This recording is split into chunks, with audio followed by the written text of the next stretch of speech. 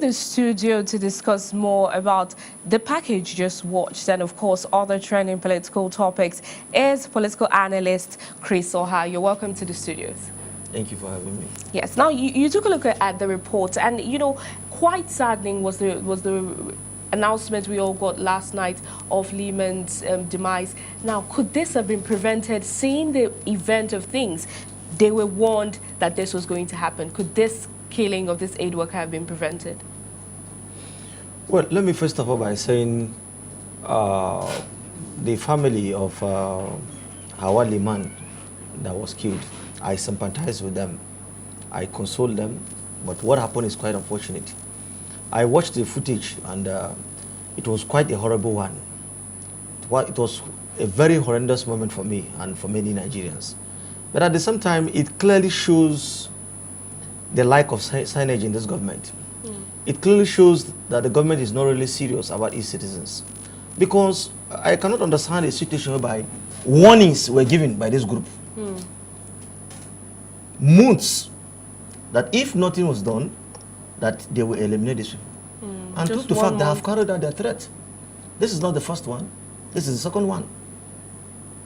And this issue of Lee Sharibu, I cannot understand how government will negotiate for some few persons and allow this lady to remain. And they are saying now that they are going to take this lady as a slave, perpetual slave, with Alice Ngada and some others. Now, it is a pointer to the fact that the government needs to go the extra mile to see how they can rescue these persons. What did the government do to rescue Chibok girls and Dapchi girls? They should also follow the same trend. The intelligence they followed in rescuing the Chibok, some of the Chibok and Dapchi girls, they should also follow the same trend of intelligence to rescue these people before a lot of harm is done. If not, many Nigerians will feel that this government is not only partisan but biased. Okay, yes, that is one question I was really going to ask. Looking at how our security apparatus, has probably deteriorated because we had 1 month, prior knowledge. The opposition will come out and say, like you're making statements of the fact that the present administration does not have that political will or does not have the will to effect this change. But how about the terrorists? Let's look at it, well, not security analysts, but let's look at it from the angle of the terrorists. What if they're asking for something that the government cannot probably give? How do we balance this narrative in the minds of every Nigerian who is mourning the loss of Lehman? There's nothing the government cannot do. There's nothing the terrorists are requesting from the government that the government cannot carry out. We are talking of the government. Government is in charge of the security. It is in charge with the apparatus of power. You can't tell me that the government cannot do anything. If the government could not do anything, how were they able to rescue Chibok and Dapchi girls? If they could not do anything? I'm not saying, well, the security agencies, I quite sympathize with them, they are doing their best. But their best is not enough, that is the truth. This government needs to rejig its security apparatus. Now, talking about that, there have been some groups. One earlier that we heard of today is from Kaduna that have come out, while mourning this young lady to ask for the sack of all the heads of security apparatus. Do you agree to this call? It is long overdue. It's just like a football match. If a particular player is not doing very well, it behoves on the coach to read the game correctly and clearly and see where can I make some changes? What do I need to do in order to get a winning pattern? I cannot understand why the president will appoint persons, and when those persons are misbehaving or not living up to expectations, then the president will refuse to sack them. Take the case of the Minister of Communications, Shitu, who was accused of not going for NYC. Only for one of the APC officials to come out to tell us that the president is waiting for the Minister of Communications, Shitu, to resign. Must he resign, or should the president fire him? He has the power to hire and fire. Why not fire him? Exactly. Now that of the security agencies, that of the security agencies you're talking about, Chief of Army Staff, Chief of Air Staff, Chief of Naval Staff. Are you aware that many Nigerians have cried hoarse that the way our security architecture, the way it is not representative of the federal character? Many people are not happy. Could it be the reasons why they are fifth columnists? Could it be the reasons that the security agencies are not performing? Because the chief of army staff is from the northeast. The chief of air staff is from the northeast. The national security advisor is from the northeast. Probably the director of military intelligence is from the northeast. Why is it that they have been unable to tame this tide of Boko Haram for how many years? I thought that what APC, through the president, told us that if they come within some months, Boko Haram will be a thing of the past. But now we can see that Boko Haram has mutated. It is virtually everywhere because this issue of Fulani herdsmen menace everywhere is a mutation of Boko Haram. They are also on the same killing spree with Boko Haram. So I align myself with those who say that the president should wake up from his slumber. He is sleeping. Let the security apparatus, let the security apparatus be rejigged. Let them go. They have done their best. Let other people also bring out, let other people be appointed so that they can bring out their best. Are you aware that in military, there are some people who are also waiting? Some officers are also waiting. When is this chief of army staff going to go? So when is this chief of defense staff going to go? When is this chief of air staff going to go? So that probably I can take over, or my mates can also take over to also showcase their own skills in security. So the president needs to take a bold step to reassure Nigerians that in fact he is in control. But from all indications, it seems the president is not in control. Let's start from the top. Saraki as the DG. We heard of insinuation, we heard of under talks, but do you agree with this line that the PDP has told for its presidential race? The appointment of Dr. Bukola Saraki as the DG of the campaign council of Atiku Abubakar is a political masterstroke. Okay.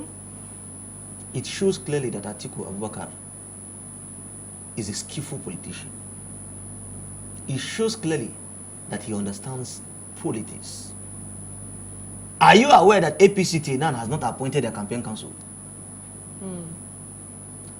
Right. See, before the end of this, everybody knew that the candidate for APC is Buhari. The first person Buhari, second person Buhari, third person Buhari, last person Buhari. President Mohamed Buhari. They knew he was going to contest because I think the earlier part of this year, he made it clear that he was going to seek the mandate of the people for the second term. Till now, he has not appointed his campaign council. The only person we are hearing is the DG. And the DG who is Amechi, who is one of his ministers, and then the director of media and publicity, Barrister Festus Keyamo. But look at Atiku. In less than 2 weeks, after he was unanimously elected by PDP delegates as the presidential flag bearer, he has come out clearly with the team he wants to work with. Where is the president's team? You see, politics is a game for those who understand the game clearly. The APC has shown clearly that they do not understand the game of politics. Now talking they are about... not masterful, they are not skillful. And let me say this again. I just pray that Economic and Financial Crimes Commission, EFCC, will allow The Rock, Peter Fayoshi, to play his role at the Southwest. Okay, yes. Before we get to that particular topic, because we know that there's still more for us to talk about that. Let's look at the names and the the pacts that they've been given. This person for Northeast, that person for North. Do you agree with this alignment? Very, very well. And why do I agree with this alignment? Take for example the Northwest. The Northwest has the highest number of voters based on what INEC presented to us. Tambuwal is from the Northwest. He was the second leading aspirant. Kwankwaso is also from the Northwest. And Somi Makarfi is also from the Northwest. But Tambuwal having came second, what Atiku did was to place him in a vantage position to work for PDP and break the votes of the Northwest. Since they have the highest number of Kwankwaso is from there, I'm sure Kwankwaso will get some votes for PDP in Kano. Tambuwal will get some votes for PDP in Sokoto, Zamfara, Kebbi. Do not mind the division of states. All of them are one. Zamfara, Kebbi, and Sokoto. Kebbi and Zamfara was carved out from Sokoto.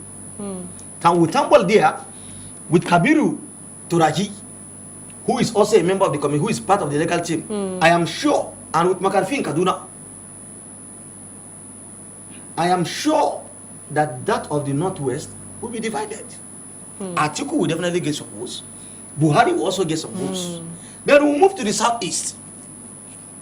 Every Okeke and Okafor knows that in the Southeast, PDP Has it there? has it there. There's no argument about it. That place is 95% PDP. Is it to the South? Never mind, Edo. The two senators from Edo State are from PDP. It has only been there. And I'm sure Edo North will also be captured by PDP very soon, where Oshibole comes from. So the South as it is, Buhari has no way there. APC has no way there. PDP will take the South for the action. Coupled with the fact that he has appointed a political bulldozer As is DG. as the man in charge, the No, governor I of see. Rivers State.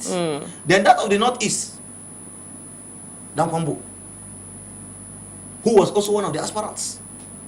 So what happened to Tambuwal is the same thing that has happened to Dankombo. And I'm sure with Atiku is from Adama, Dankombo is from Benue. And I'm sure they are going to synergize to see how they can be able to get the votes.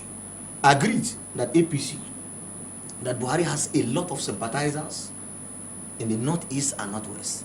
But what is clear is that the votes will be divided.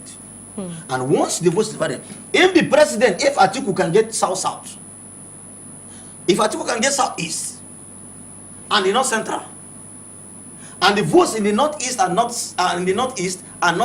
West is divided, it is obvious who definitely is going to win that election. Look at the back and forth. Okay, we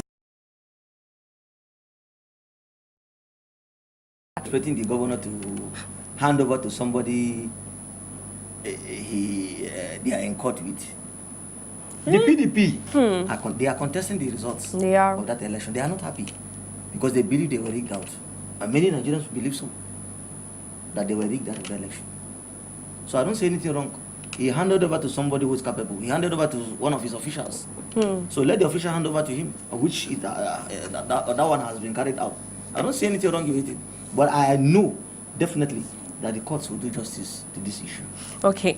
Now, still in Ekiti State, the immediate past governor of Ekiti State, Ayodele Fayose, was at the Abuja office of the Economic and Financial Crimes Commission. Now, he was dressed in a black T-shirt with the inscription, EFCC, I am here, over a pair of jeans, a face cap, and a backpack. Fayose entered into the EFCC office in Wuse 2 in company of Rivers State Governor Nyesom Wike and the former Minister of Aviation, Femi Fani-Kayode.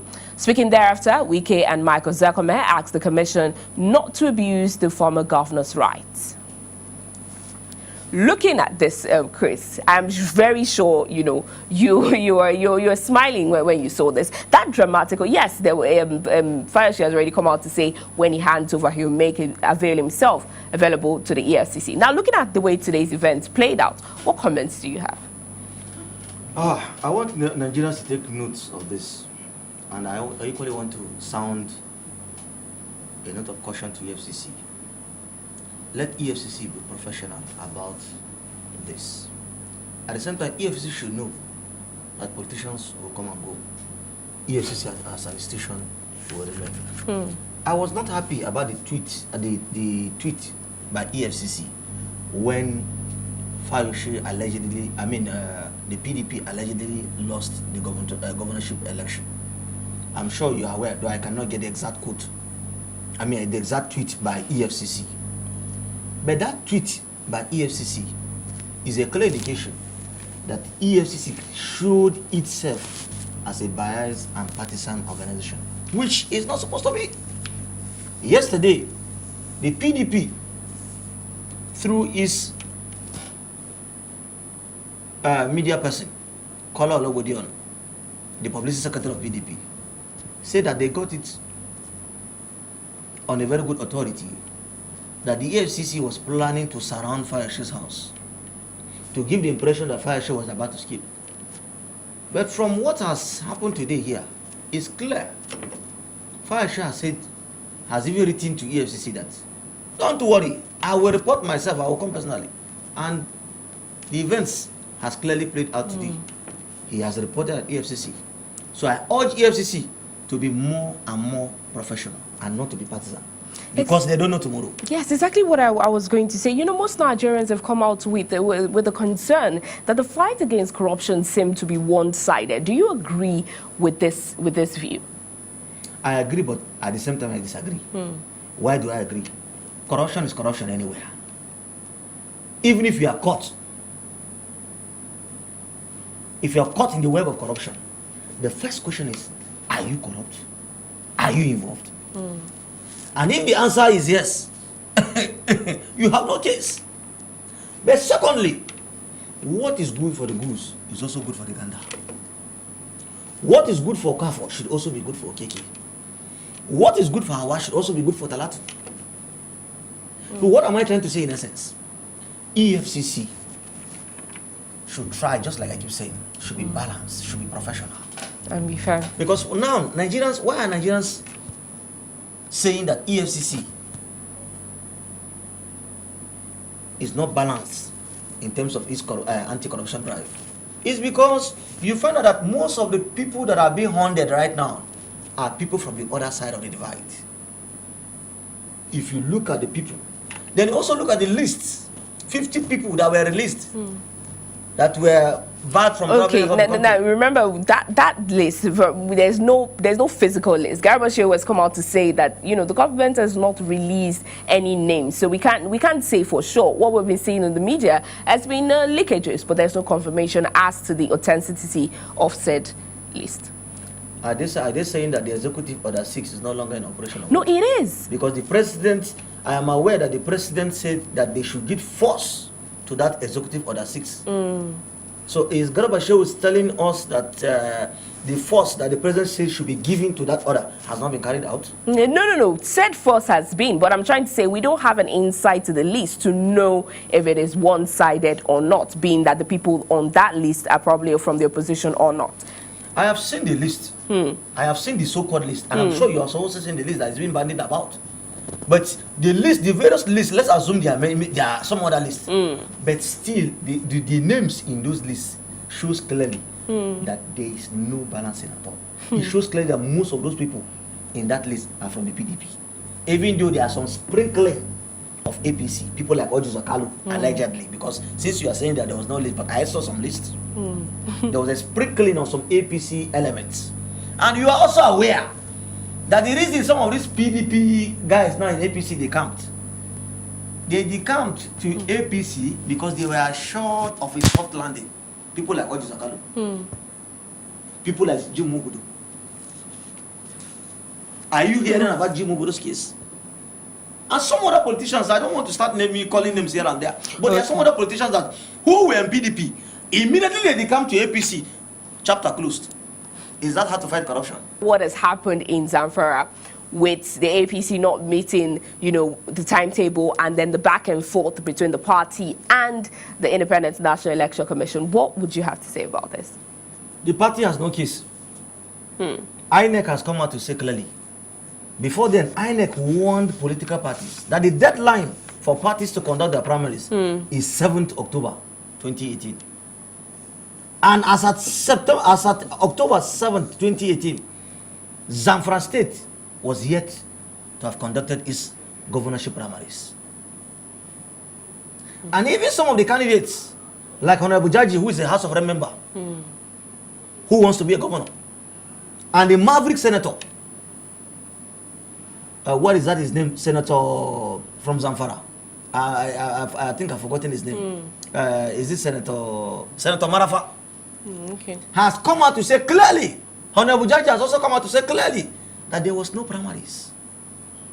And why, the question we need to ask is that, why is it that Zamfara shot itself on the foot? The reason is because the governor wants to impose his own candidate as governor in Zamfara State. And the other aspirant said, no, let the Zamfara people decide, not you only as a governor will decide who will govern us. And I know at the last count there were 8 aspirants vying for that position of governorship. They had series of problems, series of crises until now. Quite unfortunately, they could not meet the deadline. And INEC has come out the second time to say, Zamfara, you do not have candidates for the 2019 election. But APC has replied to say that there was a primary election that was conducted. If there was a primary election that was conducted, why didn't INEC monitor it? Because if there was a primary, INEC will monitor it.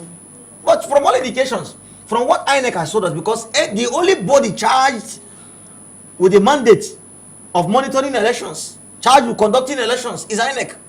And we haven't seen it. And INEC has come out to say they don't have candidates. So who is APC to say they have candidates? Are they challenging INEC? Are they saying that INEC do not know what they are doing? Are they saying that the chairman is incompetent? The chairman they appointed is incompetent? Well, it is left for Nigerians to judge. Okay. But from what is clear now is that Zamfara has no candidate. And I want to appeal to INEC. They should not buckle under pressure from APC or any intimidation from APC. With Adeleke talking about, the alleged impersonation, the examination, results and all of that he got. Do you agree with this statement that this is just a ploy, by the ruling APC to prevent him from going to court? I'm always equivocal, in my statement. Unequivocal in my statements. I call a spade and nothing else. A spade can never be a shovel because it's not a shovel. It is rather a spade. There's a difference between a shovel and a spade. You see, I want to say one thing. The Inspector General of Police should understand one thing. He will not be Inspector General of Police forever. There were other Inspector General of Police. In fact, he should learn from Tafa Balogun. What happened to Tafa Balogun? He should also learn from what happened to Bona Onuvu. These were past. He should also learn from what happened to Sunday Indaro, whose name is allegedly in the list. The 50 lists that were barred from traveling out of the country. Even though they are telling us there's no list. He should learn. Because I don't see any reason why the police is dragging their name so much in the mud. The police has become like a political organization. Instead of being a security organization, they are now giving the impression that they are an arm of one political party or they are a political group. They are dancing naked in the market square. They are dancing naked in the political arena of Nigeria, and it is very, very dangerous. And I want to appeal to Inspector General of Police to tread with caution. Okay, because history becomes. All right, thank you. Thank you very much, Chris. For want of time, this is where we're going to be telling you thank you for coming to the studios.